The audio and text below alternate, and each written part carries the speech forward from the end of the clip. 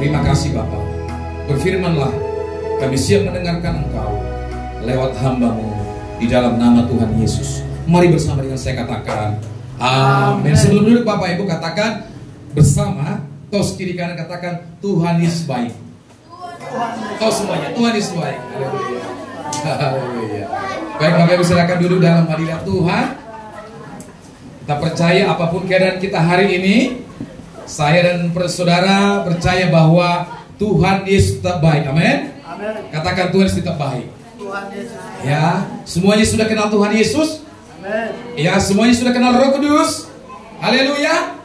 Iya, kita bersuka cita pagi hari ini sebab karya Tuhan itu begitu ajaib untuk kita semuanya. Amin. Langsung saja saudara kita buka kitab Injil Yohanes pasal 14 ayat 15 sampai 20. Perikopnya di Alkitab saya adalah Yesus menjanjikan penghibur. Yang sudah ketemu boleh katakan amin. Belum ya? Kita tunggu Bapak Ibu. Yang sudah ketemu boleh katakan amin.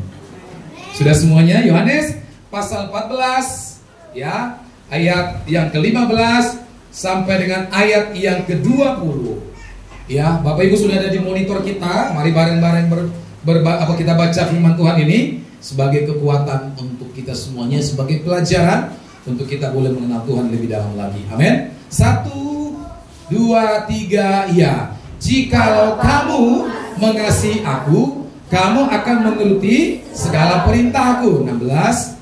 Aku akan meminta kepada Bapa, dan Ia akan memberikan kepadamu seorang penolong yang lain, supaya Ia menyertai kamu. 17. Yaitu Roh kebenaran.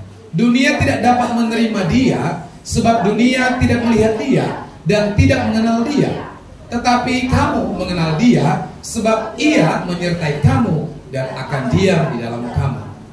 18. Aku tidak akan meninggalkan kamu sebagai yatim piatu. Aku datang kembali kepadamu. 19.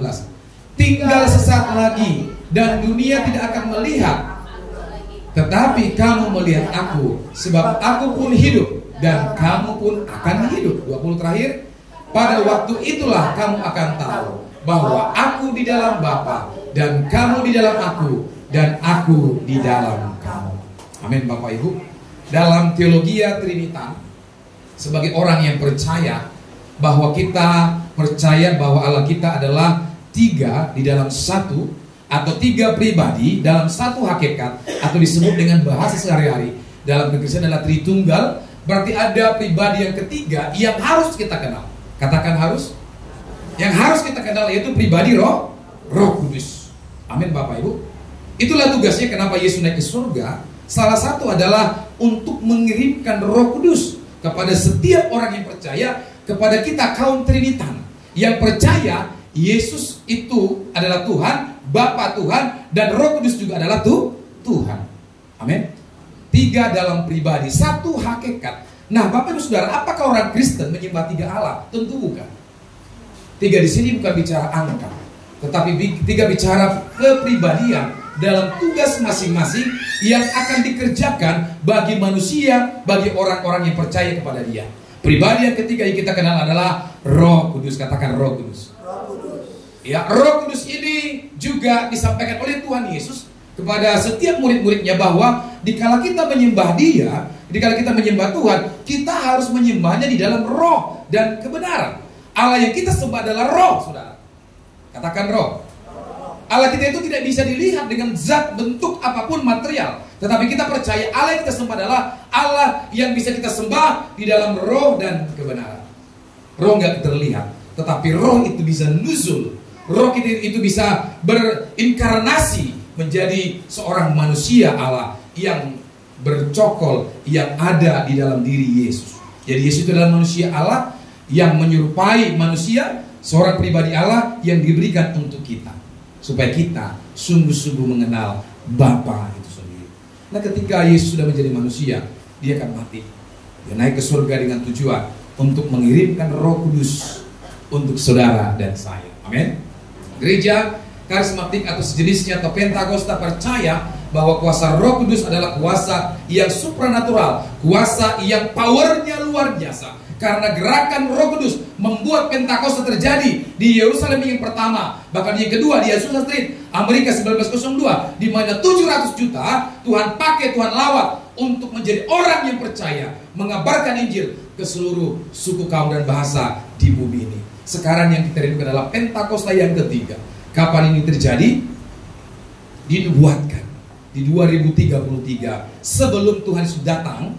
Ya, Pentakosta ketiga akan Tuhan goncang. Pentakosta ketiga akan terjadi di seluruh belahan bumi ini. Amin. Roh Kudus adalah pribadi yang hebat dan berkuasa. Maka kita selalu menyembah Dia. Ku buka hati untuk hadirat-Mu, berserah penuh. Ya. Ketika kita membuka hati kita, Roh Kudus akan masuk. Kita akan mengalami Tuhan. Kita akan mengalami supranatural. Bahkan power daripada Tuhan bisa kita alami dalam hidup kita ini. Tentunya dengan kekuatan Roh Kudus. Kita juga percaya hari ini penginjilan di bawah Mensen ke Tanah Batak ratusan tahun yang lalu, 1870 atau 1860 sekian, ya, tentunya dengan dorongan Roh Kudus, sehingga hari ini orang-orang Batak itu percaya Yesus adalah Tuhan. Itu dikatakan amin. Ya, bahkan juga kepada suku-suku lain di Ambon, di Manado, di Papua, di Nusa Tenggara Timur itu juga karya Roh Kudus untuk setiap orang yang percaya untuk menerima Yesus sebagai Tuhan dan Juru Selamat. Tanpa urapan dan lawatan Roh Kudus, gak mungkin orang percaya kepada Yesus. Setuju? Amin. Kenapa saudara percaya kepada Yesus? Karena dorongan Roh Kudus. Amin. Nah, sepintas Bapak Ibu sekalian, saya sudah perkenalkan Roh Kudus kepada kita semuanya. Ya, nah yang mau hari ini Tuhan lakukan adalah bagaimana kita lebih erat lagi dengan Roh Kudus. Amin. Ya, lebih erat lagi, lebih akrab lagi, saudara. Nah, tidak mungkin saya akrab dengan saudara kalau saya tidak mengenal saudara. Yang sudah katakan, gak mungkin seorang suami mau menikahi seorang istri kalau istrinya gak kenal dia. Betul apa betul? Persahabatan juga begitu. Nah, dengan Tuhan juga begitu. Gak mungkin kita bisa kuat, gak mungkin kita bisa tahan berdiri dalam badai dunia ini kalau kita tidak sungguh-sungguh akrab, kenal dengan Tuhan. Jadi pengenalan itu penting. Makanya Hosea bilang begini, umatku binasa karena tidak menerima pengenalan, pengajaran akan firman. Amin. Mau binasa? Enggak ya. Tapi kita semua mau diselamatkan. Tadi makanya harus diajar, dididik, terima pengajaran. Tujuannya adalah supaya kita mengenal Yesus, supaya kita mengenal siapa yang kita sembah. Ada banyak orang Kristen ketika tanya siapa yang kita sembah, bingung saudara. Ya, banyak seperti itu. Tetapi kita adalah orang-orang yang diberikan Tuhan hikmat, yang diberikan Tuhan kuasa, bahwa kita mengenal siapa yang kita sembah. Amin. Ya, untuk itu Bapak Ibu, apa yang ku kenal, apa yang saudara dengar, itulah yang terus kita perkenalkan setiap banyak orang, termasuk pribadi Allah yang ketiga, yaitu pribadi Roh Kudus. Nah, Yesus menjanjikan kepada para rasul sebelum ia naik ke surga bahwa ia akan mengutus Roh Kudus untuk selama-lamanya menyertai setiap orang percaya. Ya, aku tidak akan tinggalkan kau yatim piatu, kata Tuhan, tetapi aku akan mengutus Roh-Ku kepadamu dan menyertai engkau. Sampai berapa durasinya Bapak Ibu? Selama, ini tadi kita baca kan? Selama-lamanya. Jadi tidak ada limit time-nya. Selama-lamanya Yesus berjanji kita disertai oleh kuasa Roh Kudus. Amin. Tetapi terkadang kita akan lupa akan janji itu. Nah, saudara yang kasih Tuhan, bagaimana supaya kita lebih erat dengan Roh Kudus? Yang pertama tadi perlu mengenal. Kenal maka, tapi orang percaya walaupun gak kenal harus tetap saya, ya kan? Tapi perlu mengenal. Saya perlu mengenal saudara. Ya, kemarin saya pergi kunjungi Pak Silitonga. Ih, Pak Silitonga yang ganteng ini, di mana sih tinggal? Perlu saya tahu kan? Sebagai saudara dan saudara kita kunjungi. Ada juga Pak Pahan. Tujuannya adalah mengenal lebih dekat, mengenal lebih erat, supaya apa? Kita ini saudara di dalam Tuhan. Supaya ketika besok kita ketemu di mana saja pun, kita bisa, wah itu anak Tuhan.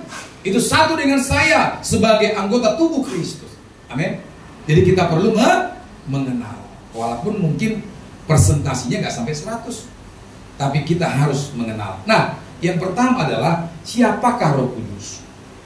Ya, pertanyaan ini mungkin Bapak Ibu sekalian sudah pernah Bapak Ibu tanya di dalam forum diskusi atau apa kek namanya ya, tentang pendalaman Alkitab. Nah, pribadi Roh Kudus adalah pribadi Allah yang ketiga dari pemahaman kita secara teologis, yaitu Tritunggal.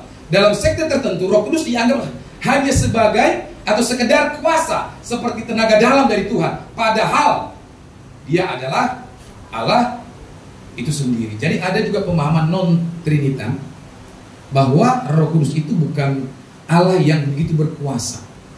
Jadi seperti orang belajar tenaga dalam. Ya, tetapi bagi kita percaya bahwa Allah Roh Kudus itu adalah Roh Allah itu sendiri yang berkarya dalam hidup kita. Nah, kemudian saudaraku, saya coba tambahkan di sini, siapa itu Roh Kudus? Ya, dalam 2 Korintus 3:17 dikatakan, "Ia Tuhan." Coba buka 2 Korintus 3:17. Ya, Roh Kudus itu adalah Tuhan itu sendiri, ya. 2 Korintus pasal 3:17.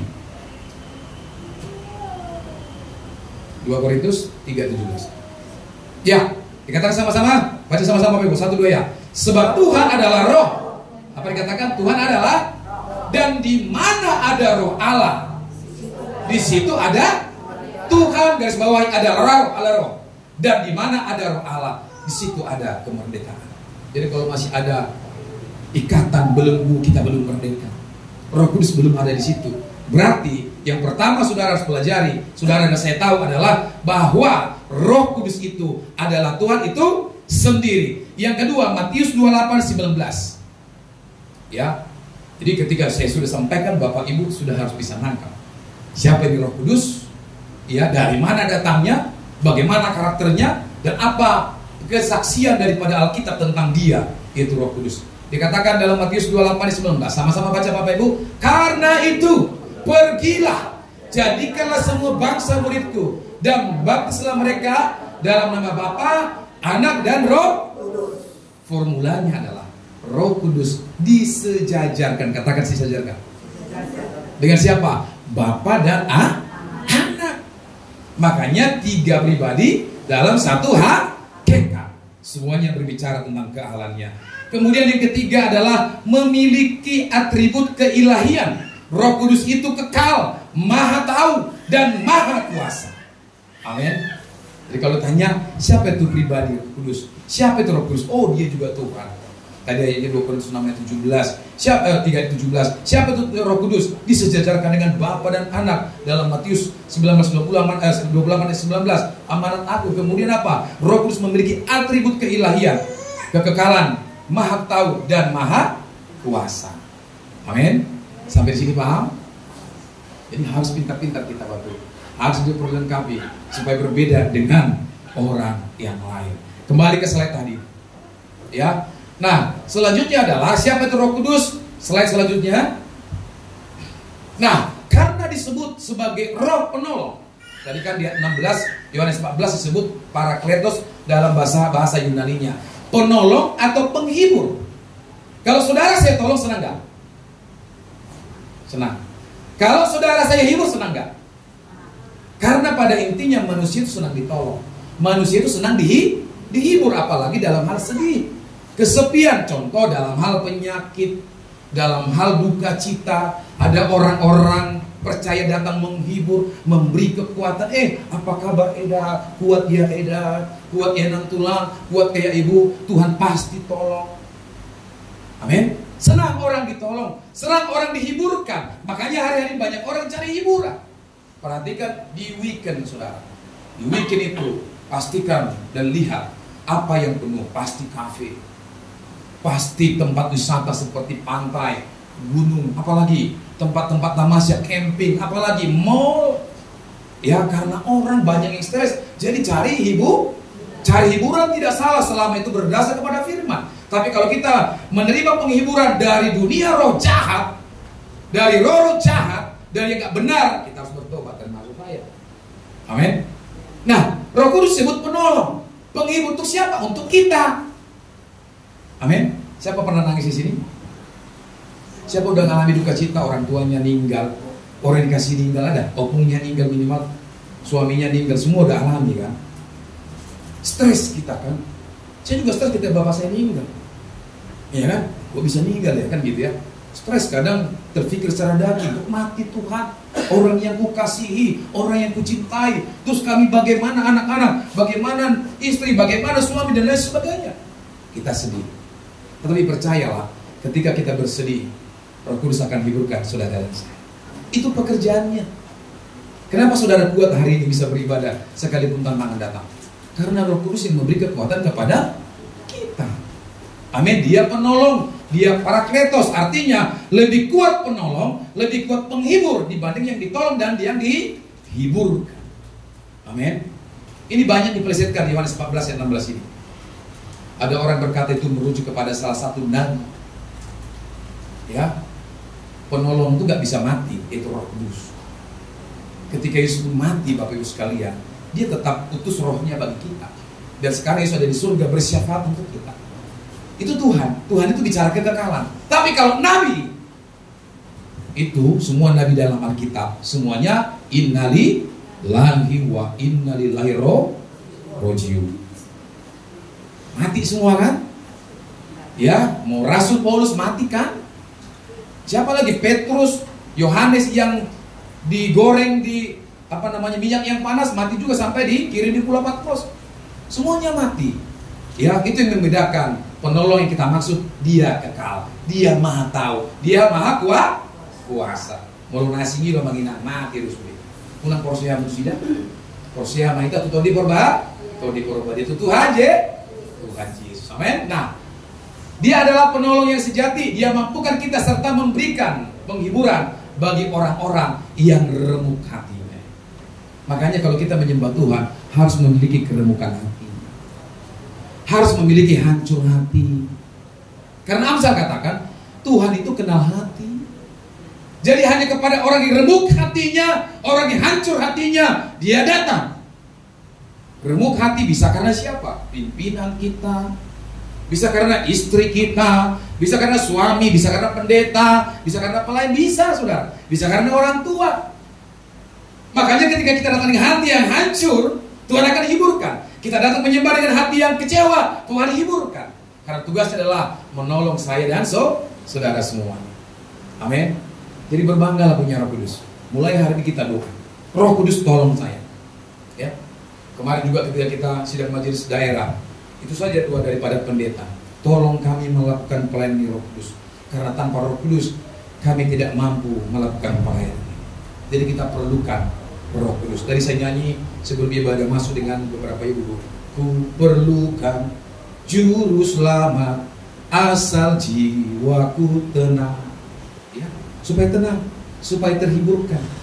Saya tahu banyak yang sakit, saya tahu banyak yang susah keuangannya Bapak Ibu. Jangan fokus kepada masalah kita. Selama kita fokus kepada masalah kita, pergumulan kita, kepada sakit penyakit kita, kepada keuangan kita, kepada apapun masalah pekerjaan kita nggak bisa menyembah Tuhan dengan benar. Karena itu akan membuat batas, akan membuat salah satu gap untuk menghalangi urapan dan kuasa Roh Kudus menghibur kita. Amin. Ya, jadi kalau datang kepada Tuhan tentu dengan hati remuk saja, gak usah pikirkan masalah. Masalah ini saudaraku, selama kita hidup, berapapun umur kita, perhatikan, selama kita hidup, masalah ini tidak akan selesai kecuali kalau sudah diantarkan ke simpang murni. Ya, kalau sudah kita diantarkan ke simpang murni, jadi mayat, selesailah masalah. Selesailah penyakit. Makanya orang yang meninggal karena penyakit sudah sembuh ya, penyakit lain emang bau. Yang dikatakan sembuh karena memang gak bisa merasakan. Sebenarnya bukan sembuh karena penyakit. Itulah Tuhan pakai untuk membuat dia meninggalkan dunia. Amin. Ya kan? Makanya Bapak Ibu, selagi kita ini kuat, selagi kita ini sehat, mari betul-betul kita beribadah, menyembah Tuhan siang dan malam. Mari kita hormati dan menghargai Roh Kudus sebagaimana kita melakukan hal yang sama kepada Bapa dan Kristus. Ada ayat firman Tuhan yang lain, kalau kita berdosa terhadap Bapa, berdosa kepada Yesus, itu masih bisa diampuni. Tetapi ketika kita berdosa kepada Roh Kudus, menghujat Roh Kudus, ini nggak bisa diampuni Bapak Ibu. Nah mungkin kali ini, mungkin hari ini sama seperti saya dulu kan saya nggak ngerti apa sih Roh Kudus ini, siapakah dia, apa sih tanda-tandanya, kenapa diperlukan Roh Kudus, saya nggak ngerti. Hanya pendeta pesankan ke saya, aman, melodang dia tusibo, ya, karena gereja lama itu bukan gereja seperti kita, tapi dua bilingual ya, dua bahasa. Dia ngomong bahasa Batak, unang hujat to di Purbadiada, molo sudah tusibo aman, martaginya kok. Hampir saya di kampung kami itu orang-orang Pentakosta nggak disukai, benar. Mereka minoritas. Sudah kita minoritas, ada pula dalam dalam minoritas yang minoritas lagi kan, nggak disukai. Nah, akhirnya Bapak Ibu sekalian, ya saya tidak menghujat. Nah, kita saudaraku jangan sampai menghujat Roh Kudus. Kalau nggak ngerti kita baca firman, tanya kepada hamba Tuhan yang ngerti tentang kuasa Roh Kudus. Jadi kita harus menghormati, menghargai Roh Kudus sebagaimana kita melakukan hal yang sama kepada Bapa. Next. Ya, selanjutnya Bapak yang kedua adalah bagaimana bisa akrab dengan Roh Kudus. Semuanya berteman di sini. Semuanya berteman. Bapak Ibu kan tahu bagaimana kita supaya lebih akrab lagi dengan teman. Ya, ada mungkin satu hobi, main catur, bisa membuat lebih akrab. Ya, kemudian ada lagi yang suka makanan kuliner, ya kan? Bisa berteman, lebih tanya lagi apa sih bumbu-bumbu makan supaya enak, gimana sih buat kue, gimana sih buat ini supaya enak, namboru, tulang dan sebagainya. Itu bisa membangun keakraban. Olahraga juga bisa, ya, dan hal-hal yang positif bisa membuat kita lebih akrab. Amin Bapak Ibu. Ya, dengan Roh Kudus gak ada bedanya dengan kita. Membangun keakraban dengan Roh Kudus ada cara yang harus kita lakukan. Yang pertama adalah sadari penyertaan Tuhan. Amin. Sadari penyertaan Roh Kudus. Kenapa kita harus sadar? Karena banyak kita yang lupa. Ya. Apa yang disadarkan bahwa tubuh kita ini adalah apa? Bait Roh Kudus. 1 Korintus 6:19. Coba dibukakan. Ya, jadi kita harus sadar bahwa tubuh kita ini baitnya Roh Kudus. Tahu bait? Bait itu bicara tempat, Saudara. Jadi kemana Roh Kudus akan pergi ketika Yesus Bapa dari surga? Kepada tempatnya. Siapa tempatnya? Saya dan saudara. Tubuh kita ini dikatakan firman Tuhan adalah bait Allah yang kudus. 1 Korintus. Ya, dikatakan sama-sama di sini Bapak Ibu. Atau tidak tahukah kamu, ya, bahwa tubuhmu adalah apa dikatakan?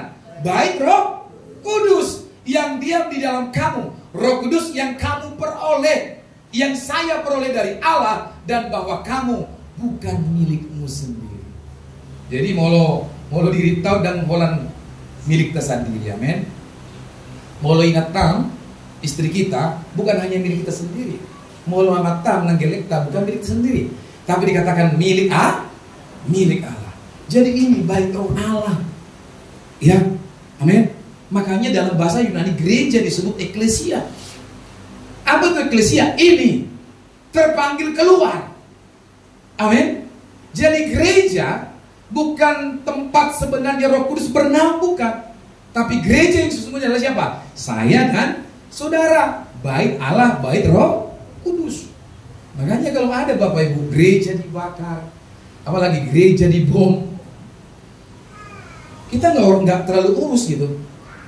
Asalkan tubuh kita ini jangan sampai dibom si jahat.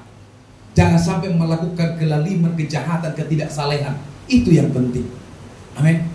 Ini loh bait Allah. Ini loh gereja sesungguhnya yang harus eklesia, yang harus keluar. Ya, jadi gereja itu harus keluar. Kalau gereja sekarang ini tempat kita itu gereja yang lain kan dia berdiam di situ. Alamatnya dari pertama dibangun sampai Tuhan Yesus datang, itu tetap di situ kan. Tapi gereja yang sesungguhnya harus bereklesia, pergi keluar. Ngapain saudara? Melayani jiwa-jiwa, membangun kerajaan Allah, mengabarkan Injil, berdoa untuk orang yang sakit, membantu yang orang tidak makan, memberikan bantuan kepada orang yang tidak punya baju, dan sekolah dan lain sebagainya. Sebagainya Bapak. Jadi ini adalah bait Allah. Jadi bait Allah itu tidak boleh diganggu. Ya, Tuhan marah. Jadi Roh Kudus itu akan masuk kepada diri kita, kepada tubuh kita sebagai tempat. Katakan, tubuhku adalah bait Allah yang kudus. Tubuhku adalah tempat Roh Kudus. Amin. Jadi kira-kira kalau tempat itu kudus, kemudian kita cemari, marah nggak Roh Kudus? Marah nggak? Marah. Kalau gereja dicemari, nggak ada masalah. Jadi gereja ini Bapak Ibu bukan tempat yang kudus sekali, bukan. Gereja itu saya bisa analogikan seperti bengkel. Ya, tahu bengkel apa gini? Bengkel itu ngebetulin yang nggak betul. Bengkel itu menservis yang kotor-kotor supaya bersih. Bengkel itu memperbaiki hal-hal yang perlu diperbaiki supaya ketika keluar dia baik. Itu gereja. Gereja itu bengkel, saudara. Amin. Kalau gereja belum bengkel, berarti dia belum berdampak. Kalau gereja belum bengkel, berarti dia bisa belum melakukan apa yang benar di mata Tuhan sesuai dengan firman Allah. Amin. Jadi gereja ini harus menjadi bengkel bagi orang-orang yang remuk hatinya, bagi orang-orang yang rumah tangganya gak bagus, bagi orang-orang yang berbuat jahat, bagi orang-orang yang terikat, bagi orang-orang yang sakit, yang lumpuh, dan yang lain-lain. Harus jadi bengkel. Katakan bengkel, Bapak Ibu. Amin. Ya, harus jadi bengkel. Nah, jika kita menyadari penyertaannya, Bapak Ibu, kita akan menghadapi kekhawatiran. Ya, kita akan menghadapi kekhawatiran dan ketakutan apapun di dunia ini dengan keberanian yang berasal darinya. Kalau kita menyadari. Kenapa dulu waktu kecil kita sering takut kalau lewat kuburan? Saya kan lahir dan besar di kampung. Kampung-kampung saya itu kalau mau ke rumahnya kiri kanan kuburan, Bapak Ibu. Siapa waktu anak-anak sini lihat kuburan takut? Semua kan? Semua kan? Kenapa? Karena seorang anak belum menyadari kehadiran Allah, belum memahami bahwa hantu itu nggak ada, ya kan? Ya. Nah, kalau kita menyadari penyertaan Tuhan, jalan serta Yesus, jalan sertanya setiap hari, jalan serta Yesus, serta Yesus selamanya. Jalan dalam suka, jalan dalam duka, jalan sertanya setiap hari. Kalau sudah jalan serta setiap hari, apakah kita masih takut? Makanya Paulus katakan ke Roma, jika Allah di pihakmu, jika Allah di pihakku, siapakah menjadi lawan kita? Tidak ada. Tapi kenapa kita sering takut? Karena terkadang kita tidak sadar akan penyertaan Tuhan. Saya dan saudara harus tobat sama-sama. Amin. Amin, Bapak Ibu. Ya, harus bertobat supaya kita sadari penyertaan Tuhan. Nah, jika kita menyadari bahwa tubuh kita adalah bait-baitnya, kita pasti akan menggunakan anggota tubuh kita untuk memuliakan Allah. Makanya Bapak Ibu dalam ibadah, yuk kalau suruh angkat tangan, mari angkat tangan. Disuruh menari, mari menari. Disuruh loncat, mari loncat. Disuruh lari, jangan. Karena kalau saudara lari, gak ada lagi di gereja. Amin. Jadi kita harus pergunakan seluruh anggota tubuh kita ini. Mau mata, mau kaki, mau tangan, mau perut, mau apapun kita pakai untuk memuliakan Allah. Amin, Bapak Ibu. Kasih tahu kiri kanan, pakailah tubuh memuliakan Allah. Iya, next. Ya. Yang ketiga adalah hasil keakraban. Jadi melomar doa kita dosa sahala. Ekonomi do gunana. Amin. Jadi hamu mangina molomar doa kita do ICP, molo hola danga do gunana tinggal hori. Setuju? Molo hola namang gosipi do anda tinggal hori. Apalagi di arisan-arisan. Ya. Jangan mau menggosipi. Jangan mau ngomongin kelemahan orang. Hati-hati berteman. Banyak orang keserusak karena pertemanan. Sesungguhnya dia anak baik. Saya kenal di rumah ini anak pendeta bisa separah itu, Bapak Ibu. Ya, kenapa? Karena setiap hari dia tidak berteman dengan bapaknya pendeta, dia berteman dengan orang-orang jahat. Sehingga sekalipun bapaknya pendeta, mamanya pendeta, dia tetap jahat. Ya, pertemanan itu sangat penting. Amin. Kalau kita berteman dengan orang pintar, maka kita jadi pintar. Kalau kita berteman dengan orang bego, maka kita akan bego. Kalau kita berteman dengan orang kaya, maka kita akan kaya. Karena itu kan transfer. Bukan berarti orang miskin gak perlu ditemani, jangan. Ya, tapi harus ada hasil dari keakraban. Harus ada hasil dari pertemanan. Ya, kalau saya juga kerja ngomongin orang, gak usah temani saya, Bapak. Oke? Tapi kalau saya melakukan apa yang benar di mata Tuhan, melayani, berbagi kasih, berdoa, muji nyembah Tuhan, ya sama-sama ikuti dong. Kan begitu kan? Paulus katakan, ikutilah teladanku, kata Paulus. Nah, bapak-bapak di rumah tangga harus berani bilang sama anak istri, ikutilah teladanku. Selama suami gak berani bilang sama anak, sama istri, ikuti teladanku, engkau suami yang gagal. Amin. Suami yang gagal. Nah, untuk itu tadi saya katakan di awal, Bapak Ibu. Yuk anak-anak, tadi saya hitung ada 13. 13 ini saja sudah bisa 3 grup untuk menyembah Tuhan dalam musik. Ya kan? Keyboard, bass, satu lagi drum, ada WL. Gak perlu kayak kita lagi yang tua-tua di situ kan. Saya mikir Tuhan kasih hikmat dan kuasa kepada para orang tua, berkat berlimpah-limpah agar anak-anak ini memahami musik semuanya, semua menjadi pemuji dan penyembah Tuhan. Amin. Amin Bapak Ibu. Amin. Kalau semua anak kita melayani Tuhan, waduh, luar biasa. Gereja kita ini terbuka untuk anak-anak yang belas. Saya sangat senang kalau ada anak melayani. Pesan Gembala Pembinaan 5 generasi balita, remaja, youth, dewasa muda, nenek-nenek, opung-opung harus melayani itu. Amin. Supaya ada keakraban hasilnya dengan Roh Kudus. Mulai siar hamuro tu gereja saat dicuri bata haduan holan na jemaah na sitia hunang matong ate. Ya kan? Ikurak dohi melayani Tuhan kan? Iko pasilok dohi tasudi di harajau ni de di bata. Nak pola nau hita sudi. Ya, bagi orang yang percaya tidak ada yang dangadong naso patar patupa. Orang Batak semua kayaknya sini, enggak ada orang Cina sini. Cina dari utara ya. Amin Bapak Ibu. Jadi harus ada hasil dari kekerapan. Hasilnya apa? Yohanes 14 ayat 26. Coba kita baca Yohanes 14 ayat 26. Ya. Tetapi penghibur yaitu Roh Kudus yang akan diutus oleh Bapa dalam namaku, dialah yang akan mengajarkan segala sesuatu kepadamu dan akan mengingatkan kamu akan semua yang telah kukatakan. Ya, jadi hasilnya ada Pak. Pertemanan kita Roh Kudus akan mengingatkan apa yang disampaikan Yesus. Roh Kudus akan mengajarkan apa yang disampaikan Yesus kepada kita. Makanya Bapak Ibu, Roh Kudus ini tadi saya katakan adalah pribadi yang maha kuasa dan luar biasa. Saya lihat pertumbuhan pengetahuan setiap jiwa, setiap hamba Tuhan dalam pelayanan bahkan orang Kristen hari ini itu semakin bertambah. Ya, setiap hari, setiap tahun Roh Kudus bukakan setiap rahasia firman Tuhan kepada setiap orang. Coba kita lihat ditampil di YouTube, berapa banyak pendeta-pendeta yang muda yang luar biasa ikut-ikutan. Ya, luar biasa. Hikmat itu bukan ada kemarin itu yang diundang di STT Star di Pekanbaru. Siapa namanya yang muda yang kecil yang Elia Imiron. Itu IQ-nya lebih dari 100 Bapak Ibu. Ya, ayat itu sudah biasa tapi bisa dia buka kupas dengan luar biasa. Saya yakin kalau bukan dari Roh Kudus dia gak bisa lakukan itu. Jadi pengetahuan tentang Tuhan juga setiap tahun bertambah. Makanya kita jangan anti dengan pelajaran firman Tuhan. Mau saya ulani, tikin suara piau di bulan Yang ada kan? Waktu kita sekolah minggu, pada mulanya Allah menciptakan.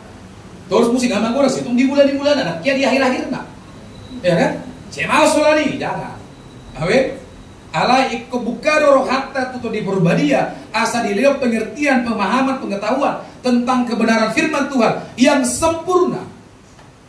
Ya, jadi terus pengetahuan firman Tuhan ini akan terus Tuhan bukakan. Jadi sangat rugi kalau ada jemaat gak mau terlibat di dalam pengajaran-pengajaran. Ya, jadi kita harus mau diajar dan dididik oleh Roh Kudus. Ya, itu tugasnya. Masih yang tadi jangan diteruskan. Kayaknya kakak Grace mau pulang ini. Udah lapar dia ya. Mau kita? Ya, Yohanes 16 7-17 dan 7-11. Yohanes 16. Kita santai tapi benar-benar fokus kepada Tuhan ya. Yohanes, ya ini benar gak? Benar. Yohanes 16 ayat 7. Ya, namun benar kukatakan ini kepadamu adalah lebih baik berguna bagi kamu jika aku pergi, kata Tuhan Yesus ya. Sebab kalau aku tidak pergi, kalau sudah pergi, penghibur itu, Parakletos, Roh Kudus itu tidak akan datang kepadamu. Tetapi jika aku pergi, aku akan mengutus dia kepadamu. 8. Dan kalau ia datang, ia akan mengisahkan dunia akan dosa. Ada manfaatnya kan? Ada hasil kekerabannya, mengisahkan dunia akan dosa. Ya, kebenaran dan penghakiman. Ayat 9, akan dosa karena mereka tidak percaya kepadaku. 10, akan kebenaran karena aku pergi kepada Bapa dan kamu tidak melihat aku lagi. 11 terakhir, akan penghakiman karena penguasa dunia ini telah dihukum. Jadi penguasa dunia ini telah dihukum, Bapak Ibu ya. Jadi nggak ada lagi sebenarnya begu, nggak ada lagi ketakutan.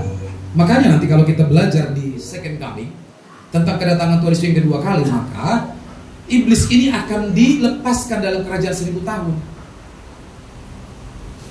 Ya, dan ini akan membuat orang itu semakin berdosa, semakin jahat. Amin. Dan dia nanti akan dihakimi selama-lamanya. Tetapi orang yang percaya akan disapa Roh Kudus supaya kita berbuat apa yang benar, apa yang suci, apa yang mulia di hadapan Tuhan.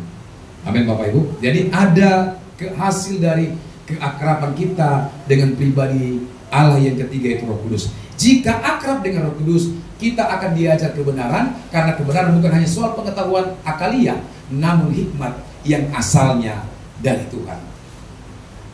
Coba kita perhatikan orang-orang Yahudi kan. Banyak orang yang belajar tentang atom, banyak orang yang belajar tentang kimia, fisika, tapi mereka punya keyakinan di atas rata. Kenapa? Mereka diberikan Tuhan hikmat, bukan hanya akal. Ya, akal betul, benar, ada, harus kita punya. Kalau kita hidup tidak tanpa akal, coba. Kalau manusia nggak ada akal gimana? Yang salah itu akal-akalan, betul nggak? Ngakalin orang, ngakalin hamba Tuhan, ngakalin ini, itu yang salah. Akal itu perlu. Amin. Tetapi kalau akal tidak dibarengi dengan hikmat yang asalnya dari Tuhan, hati-hati bisa jadi sombong. Ya, jadi ada hasil keakraban dengan Roh Kudus. Selanjutnya, sesudah diajar kebenaran Kristus, kita selalu diingatkan akan kebenaran, supaya ketika diperlukan kita dapat memahami dan menggunakannya kembali. Peran lain Roh Kudus adalah menginsafkan kita akan dosa, lalu kita dibawa kepada pertobatan dan menerima pembaharuan hubungan dengan Allah. Jadi pembaharuan ini penting. Kenapa penting pembaharuan? Karena manusia ini punya sifat bosan. Amin. Ada di sini kalau udah makan tiap hari makannya tahu tempe selama setahun ada? Ada? Atau ada di sini orang yang suka tiap hari makan jagal? Nggak ada kan? Manusia itu punya seni, manusia itu punya rasa bosan, sehingga harus ada variasinya. Nah, Roh Kudus juga punya variasi. Harus ada pembaharuan.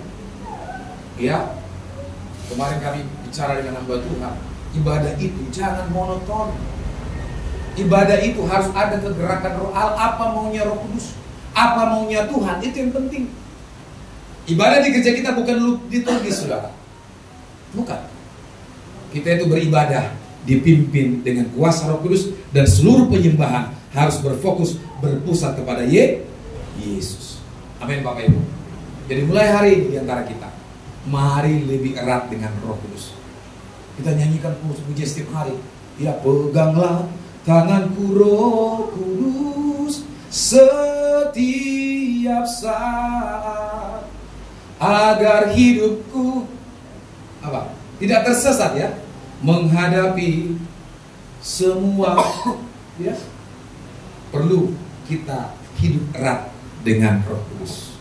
Molo tatiap do tangan di Tuhan ini gugu, molo manip sitio pun Bapak Ibu, apalagi manip tangan di Tuhan, unang golong riaria.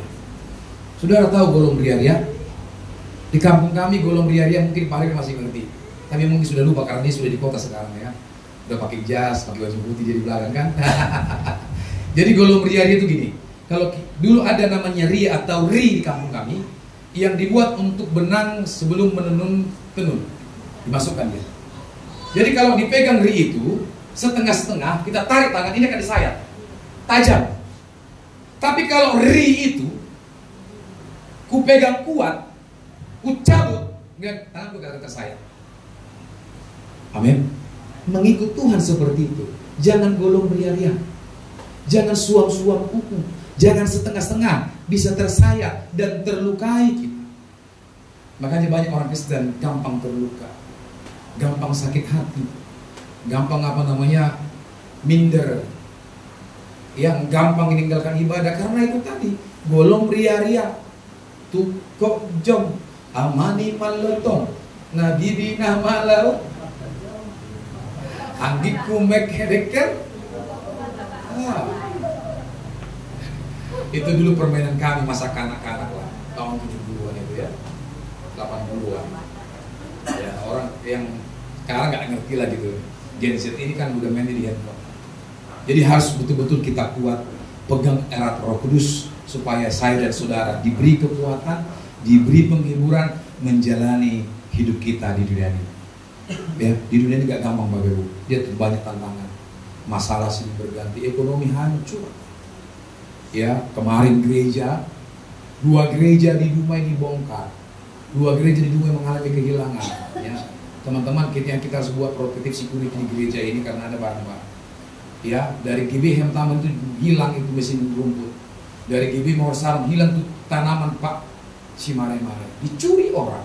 Coba tanaman, terong, cabai hilang. Untuk apa orang terong sama cabai coba?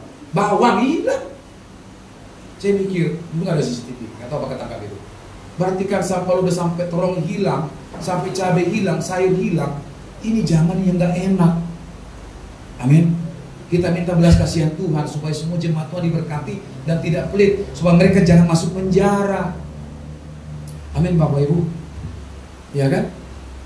Apalagi kalau teman-teman kita banyak polisi, makanya saya takut kalau nggak pakai helm ke sana. Kalau sudah Pak Febri mana pray katanya, sama-sama batuan, tekan batuan. Makanya harus pakai helm. Amin Bapak Ibu. Jadi harus punya hubungan yang erat, hubungan yang akrab dengan Roh Kudus, supaya dan saya saudara dikuatkan oleh Tuhan. Amin. Bangkit berdiri Bapak Ibu, Tuhan berkati.